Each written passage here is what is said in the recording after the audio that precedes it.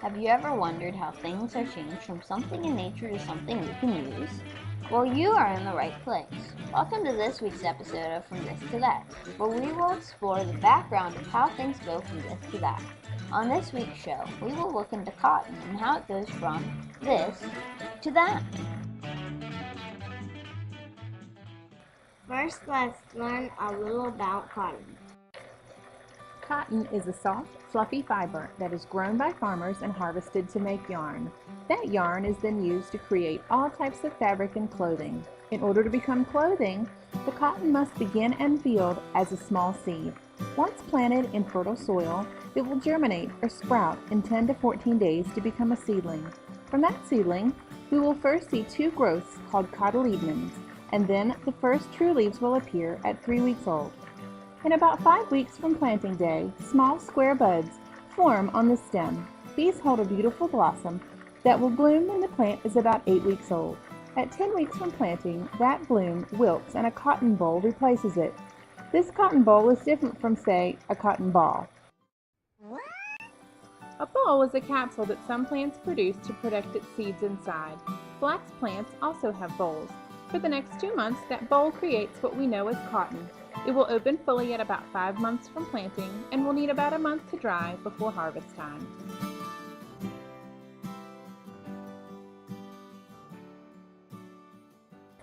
How was cotton harvested long ago? When Christopher Columbus discovered America in 1492, he found cotton in the Bahama Islands. By 1500, cotton was known throughout the world. It's believed that cotton was being planted in Virginia in 1607, and by 1616, colonists were growing cotton along the James River in Virginia. They were using seeds that had made their way all the way from England. As time passed and Africans were imported, cotton became more and more of a cash crop. The harvesting process was hard and tedious. Working long hours in the field, picking cotton and separating the fiber from the seeds was difficult work for the slaves. A slave could clean only about 1 pound of cotton per day. Great God Almighty, gonna take a bale of day. Great God Almighty, gonna take a bale of cotton. Great God Almighty, gonna take a bale of day.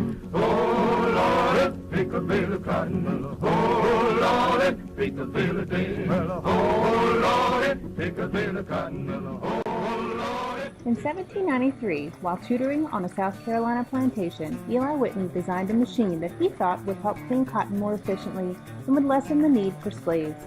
That invention, the cotton engine, or cotton gin for short, mechanically separated the seeds from the cotton and dramatically lowered the cost of producing cotton fiber.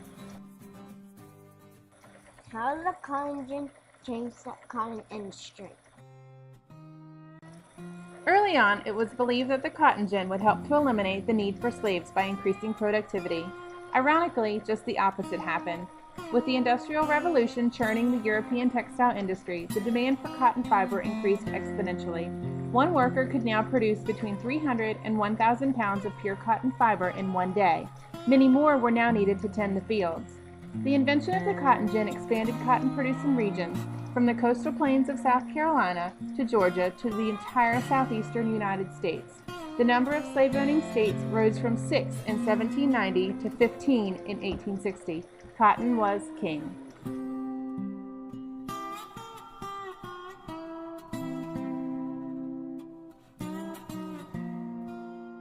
So what happened to Eli Whitney? Unfortunately for Eli Whitney, when he applied for his patent in 1793, it was not validated until 1807. There was some slight controversy over whether or not Whitney actually invented the saw-tied gin, or if he simply modified a previous gin design. There was enough evidence to prove that Whitney's gin was not an original idea. He spent many years in court attempting to protect his patent from planters making unauthorized copies, but a change in patent law prevented this. With only 1 year left before his patent expired, Eli Whitney made very little money from a device that changed American history. An entrepreneur at heart, he persevered to become a producer of muskets.